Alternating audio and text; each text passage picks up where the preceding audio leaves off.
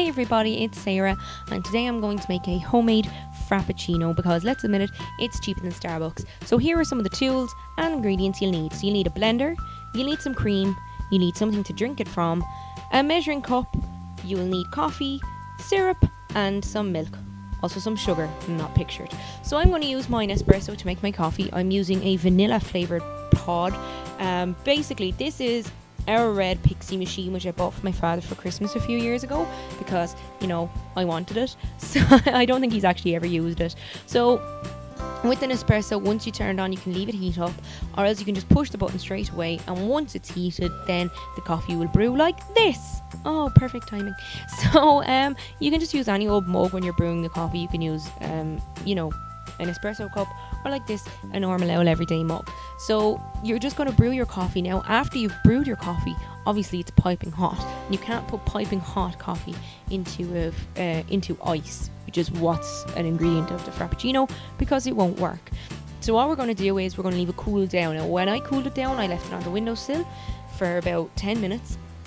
It had cooled enough where it wasn't piping hot, but it was still warm.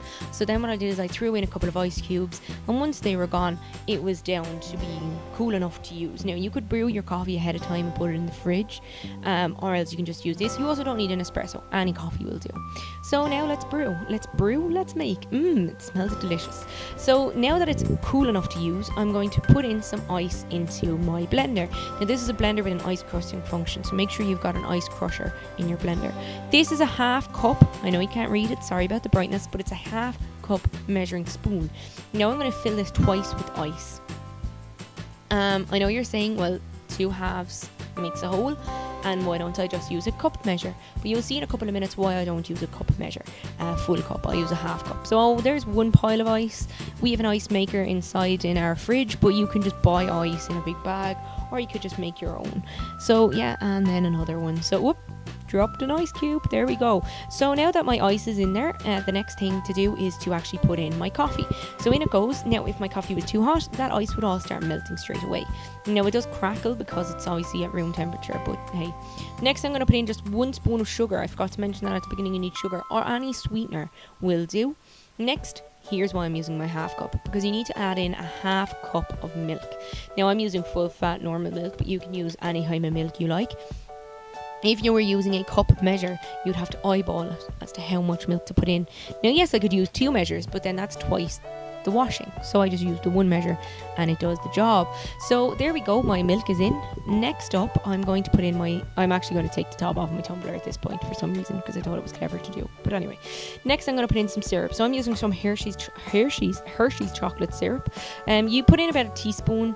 I eyeball it. I put in a little bit more of the Hershey's than I would with others, because I think the flavour isn't as strong. There's actually liquid flavourings that you can buy in Marks and Spencer's that are quite good, but they're very, very strong. Oh yeah, remember to plug in your blender. That would be clever. So here I am, I'm going to blend it up. I have to spin it quite a lot. It's a cheap blender from Aldi, so it doesn't have anything that I can actually mix it around with. So it's one of those things that what I like to do is I actually like to take it off the blender, take the mug, or whatever you call that part, and spin it around a bit. I also kind of shake the whole blender itself, which you'll see me doing in a moment. But basically all we're doing is just making sure that all of the ice is blended, because you don't want those big chunks of ice inside in your coffee when you're trying to drink it, because they won't go through the straw. So there we go, it's blended nicely now.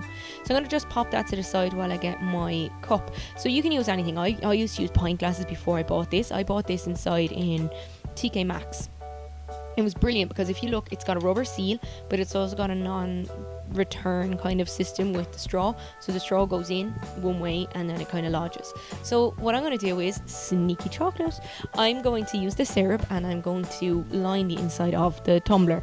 You don't have to do this step, but with this, I just find, like I said, the Hershey's chocolate is just not that strong. So I just put that a little bit of extra in. So now I'm actually going to fill it. Now this is the perfect amount for this tumbler. It makes about a pint. So it's perfect. Originally I used to use 2 cups of ice, a cup of milk, but then I just halved it because I used to be making double. So I just halved it. There you go. If you're making for more than one person, you can double it. So it's perfect. So there we go. All of my blended coffee drink or homemade Frappuccino are inside in my lovely mug. Now what I'm going to do is I'm just going to do a taste test. Too late now, but hey, it's also actually just going to take kind of that top layer off, and that way I can get my cap on nice and easily. So I'm just going to kind of spread it out a bit, and well, I don't want it to spill out of my straw, so I'll just drink it. I put the straw in the wrong way around, and then I got preoccupied with fixing that. Sorry about the poop sound. So now I'm just going to grab my cream. So it's just any squeezy cream will do, and what I like to do with it is go over and back, because I just find it's easier to put it on than going around in circles. So I put it over and back, and then just put a little circle on top just so that it looks nice. Next, I'm going to pop on some syrup. So if you're using the Marks & Spencer type syrup, you're better off, I know they have a caramel one, for example, so you could buy the caramel squeezy syrup from Hershey's or wherever and squeeze that on top. But whatever you're using, just make sure that it goes with the rest of the flavour. Now you could chop up some, oops, there's a hair. Make sure you don't put hair in, it doesn't go well. You could chop up chocolate and put it on top. I mean, there's so many things that you can do with this. So there we go, just going to drink it a little bit while I elegantly put the cap on. Make sure the hair isn't on my hand. And there's my Frappuccino, homemade and a lot cheaper than Starbucks. So look, there you go. You can enjoy it in the sun, reading a book, listening to some tunes. Ooh yeah, boy. So if you liked this vlog, please give me a thumbs up. Please share it. Please let me know if you make your own Frappuccino, what it turns out like. And I guess just enjoy. Bye.